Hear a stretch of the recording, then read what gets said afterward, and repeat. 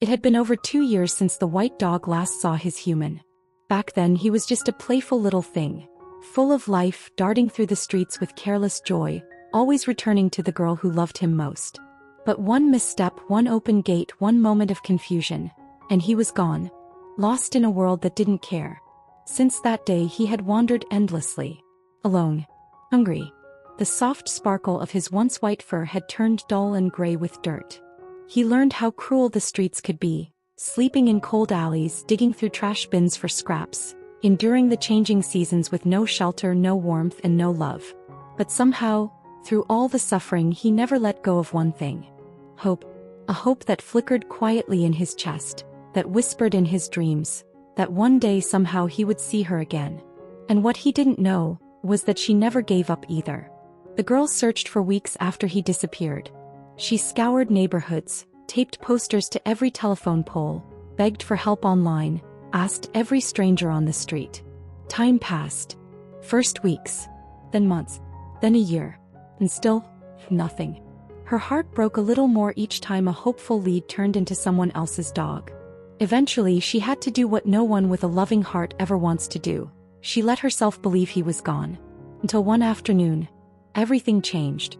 She was sitting in her car waiting at a red light during a long drive. It had been a hard day. Her thoughts were far away. And then, in the corner of her eye, movement. She turned. A skinny, trembling white dog stood at the roadside, frozen in place. His eyes locked on hers through the windshield. For a moment neither of them moved. The world stood still. And then his tail wagged. Just once. Hesitant. As if asking, could it really be you? Then suddenly he bolted forward, sprinting straight toward her car, tail wagging wildly, body shaking with emotion. He stopped in front of her, eyes wide and pleading. "It's me," they seemed to say. "I'm here. Don't you recognize me?" Her heart exploded with realization. It was him. Thinner. Weaker. Older. But undeniably him. She threw the car door open, tears already blurring her vision. She ran to him, dropped to her knees, arms open wide, but he didn't leap into them. He stood still, uncertain, confused, like he wanted to believe but didn't know how. So she reached into her car and grabbed the first thing she could, food. Something familiar. Something safe. He sniffed, hesitated, then took a bite. But then, something unexpected. From behind him 3 more dogs appeared. Shadows at first. Pause. Silent. Just as thin. Just as broken. They had been watching. Waiting. His friends. The girl froze, stunned. And the white dog turned, looking at them, then back at her. His eyes spoke again. "Please. They need help too." That was it. That was the moment. The moment her heart finally shattered wide open. She sank onto the sidewalk, sobbing, not just for the years they'd lost, but for what he had survived. And for the fact that even after all he'd been through, he was still thinking of others.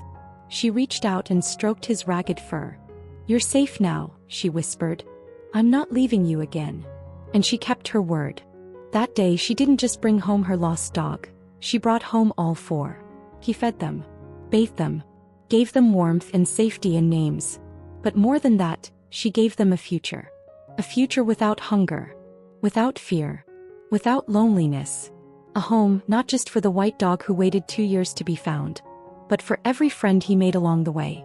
And for the first time in a long, long time, none of them had to fight to survive another day. They were home.